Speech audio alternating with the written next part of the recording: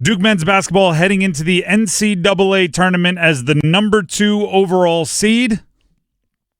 And if it's possible, I think Duke would be justified in being upset with their seeding.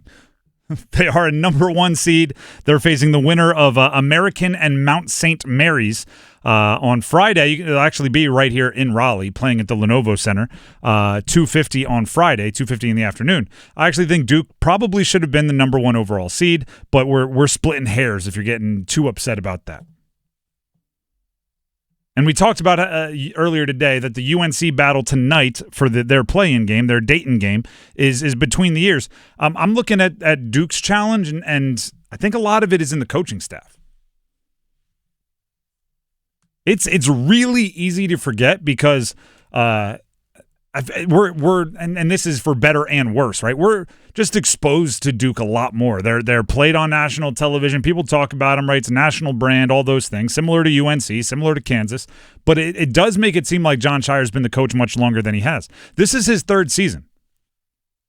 And he had not been a head coach anywhere else. He had been an assistant. Like, he's still learning. And Scheyer has to deal with a legendary, like, blue blood problem. A legendary Duke problem. It's a problem that 4 schools have dealt with more than any other school, and I'll tell you who they are in a second. But the challenge is this. The target is on your back. You're the favorite. Expectations are the highest for you. Duke is, right now, the betting favorite to win the national championship at plus 320. They are plus 320 to win the whole darn thing. A notoriously hard-to-predict tournament, and they're plus 320. Florida's next up, plus 380. Auburn, 3rd betting favorite, plus 400. Now Duke as a school, just like UNC, is obviously used to that.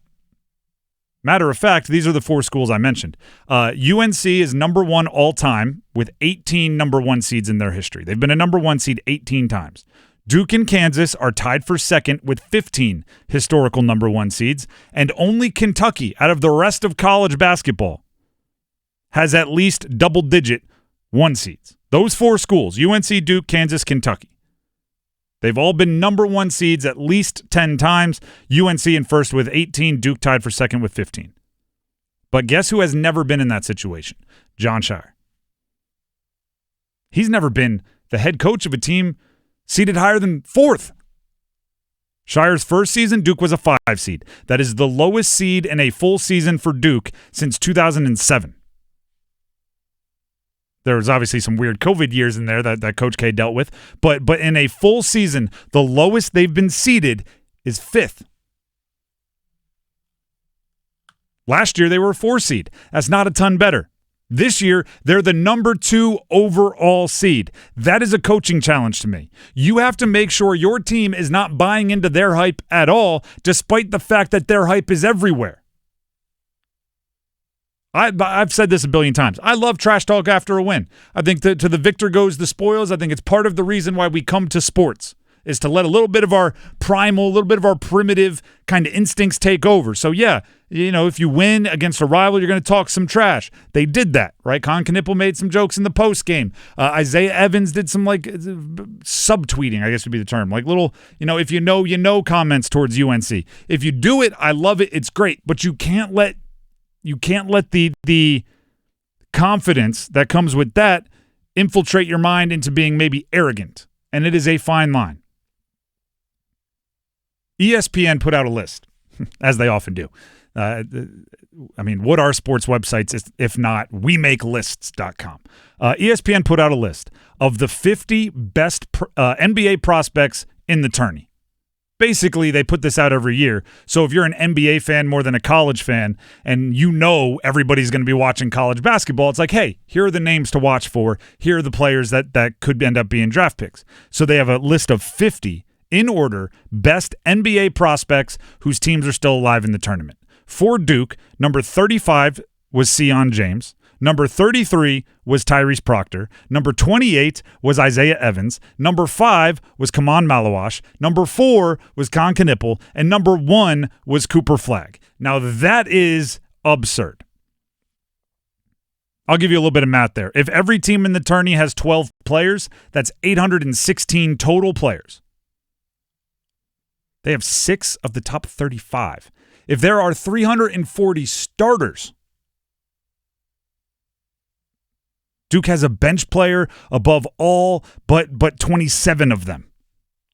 Because Isaiah Evans, coming off the bench, 28th.